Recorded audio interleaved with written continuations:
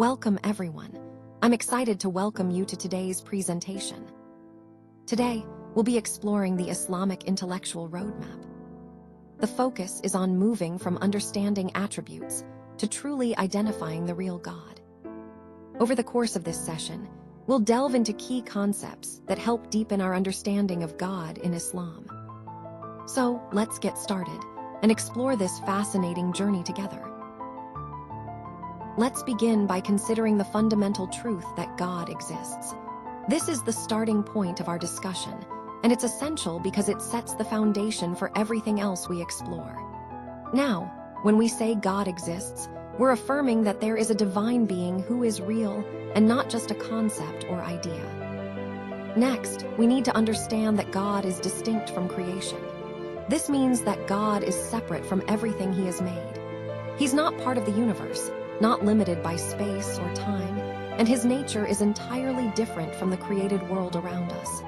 Recognizing this distinction helps us see that God is a supreme and independent being. Finally, we acknowledge that God has perfect attributes. These are qualities like omniscience, omnipotence, omnipresence, and perfect goodness. These attributes highlight the perfection and greatness of God, setting Him apart from anything else we might consider. All of these points lead us to a critical question: who is the real God? As we move forward in this presentation, we'll examine what makes the true God unique and how we can identify Him in our lives. This is the starting point for understanding the nature of God and His relationship with us.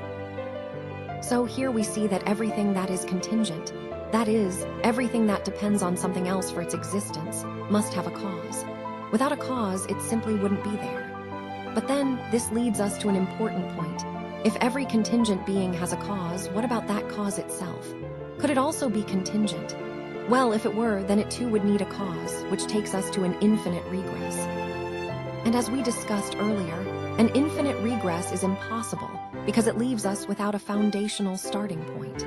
That's where the concept of a necessary being comes in. This necessary being is uncreated, meaning it wasn't brought into existence by anything else. It's eternal, existing outside of time, and self-subsisting, meaning it depends on nothing else for its existence. Now, connecting this to the overall theme, the key idea here is that the existence of the universe points to a necessary cause, something that exists by its very nature and doesn't require a cause itself. This is what we call a necessary being, and recognizing it helps us understand why the universe exists at all. When we look at these divine attributes, eternal, all-powerful, all-knowing, independent, and perfect, we see a picture of a being who is completely unique. These qualities set God apart from everything else in creation. Being eternal means He has no beginning or end. He exists outside of time itself. This highlights His everlasting nature. All-powerful indicates that nothing is impossible for Him. He has infinite strength and authority. When we say He is all-knowing, we mean He has perfect knowledge of everything, past, present, and future. His independence tells us that He doesn't rely on anything or anyone. He is self-sufficient. And His perfection means there is no flaw or defect in Him. He is perfectly good, just, and holy. Together, these attributes emphasize that God is truly unique and incomparable. No one and nothing else in the universe can claim these qualities to the same perfect degree. This is a cornerstone in understanding who God is, reinforcing His supreme status and the awe that should inspire in us. Let's take a moment to explore the themes of order, harmony, and complexity. These are fundamental aspects of how we see purpose and design in the world around us. When we observe nature or the universe, we notice a remarkable balance, an intricate order that hints at intentional design. Order suggests that there's a pattern or structure behind what we see, providing a sense of stability. Harmony points to the way different elements work together seamlessly, creating a pleasing and functional whole. Complexity, on the other hand, reminds us that these systems are often intricate and layered, yet still purposeful. All of these aspects, order, harmony, and complexity, serve to confirm core ideas like knowledge, power, and wisdom. They reveal that there's an intelligent design behind creation, which we can learn from and appreciate. Now, this brings us to the next step, Step 3, Signs in Creation. This step is about recognizing the signs that point toward a purposeful creator through what we observe in the natural world. It's about understanding how these signs serve as evidence of a higher intelligence guiding the universe's intricate design. In essence, by examining these signs, we see that creation isn't random but purposeful, reflecting the knowledge, power, and wisdom behind it all. Let's take a moment to compare the Quran and Hadith in the context of Revelation. These sources serve as key foundations for understanding God's communication with humanity. Revelation in this context helps us identify who God is, revealing his nature and attributes. It also highlights his commands, providing guidance on how we should live and worship. As we move through this step of revelation, it's important to see how these texts work together to shape our understanding of faith. This comparison emphasizes that both the Quran and Hadith are integral in conveying divine messages, helping us connect more deeply with God's will. Overall, this step underscores the significance of revelation in establishing the core beliefs and practices within Islam. Today, I want to talk about the importance of rejecting multiple gods and idols. Throughout history, many cultures have worshipped many deities or idols, each representing different aspects of life, nature, or power. However, in the core teachings of Islam, we emphasize that there is only one true God. This idea is central to our faith and guides our beliefs and actions. When we reject idols and multiple gods, we are affirming the concept of Tawheed, the oneness of God. This is the fifth and final step in understanding our faith deeply. Recognizing that God is one means that he is the only creator, sustainer, and ruler of the universe. No other beings or objects have divine qualities, and none can share in his authority. This concept helps us focus our worship and devotion solely on God, avoiding the distractions and falsehoods of idol worship. It's a clear, powerful message that underscores the uniqueness and supremacy of God in our lives. So, as we conclude this part of our journey, remember that acknowledging God's oneness is the foundation of our faith. It unites us and keeps us aligned with the true path. Rejecting multiple gods and idols isn't just about denying falsehood. It's about affirming the truth that God is one. Let's explore how combining reason, observation, and revelation leads to a clear understanding of God. This step, known as Aqidah, is fundamental because it helps us develop a solid, well-rounded belief. By using reason, we analyze and understand the divine attributes logically.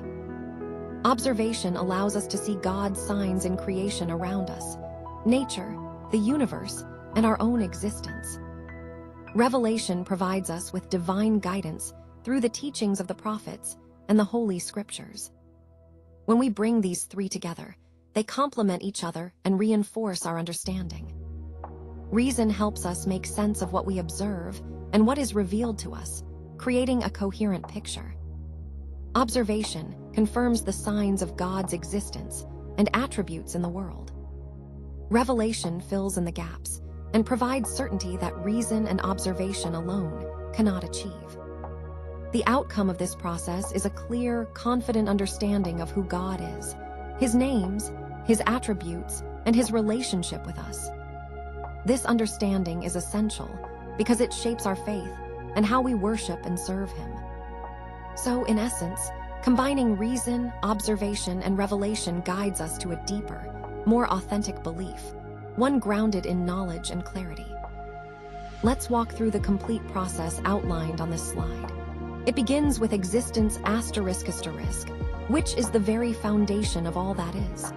From there, we move to attributes ***, understanding the qualities and characteristics that define the divine.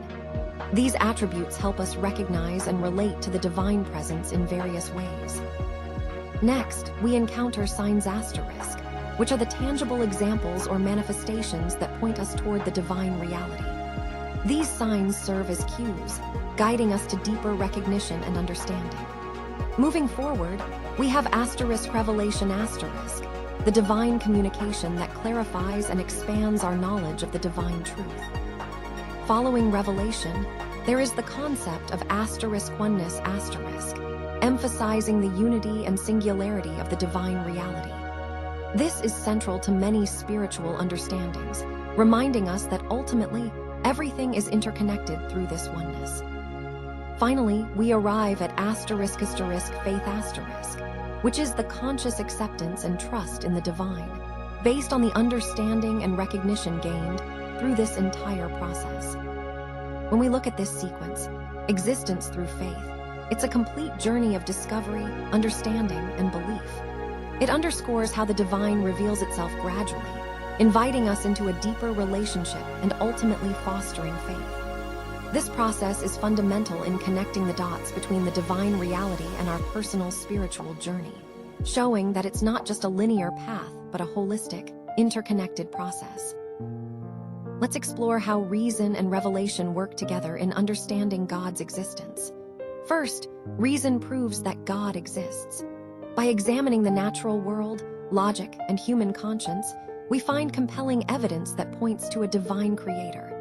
Reason gives us a solid foundation for belief, helping us see that belief in God is rational and well-founded.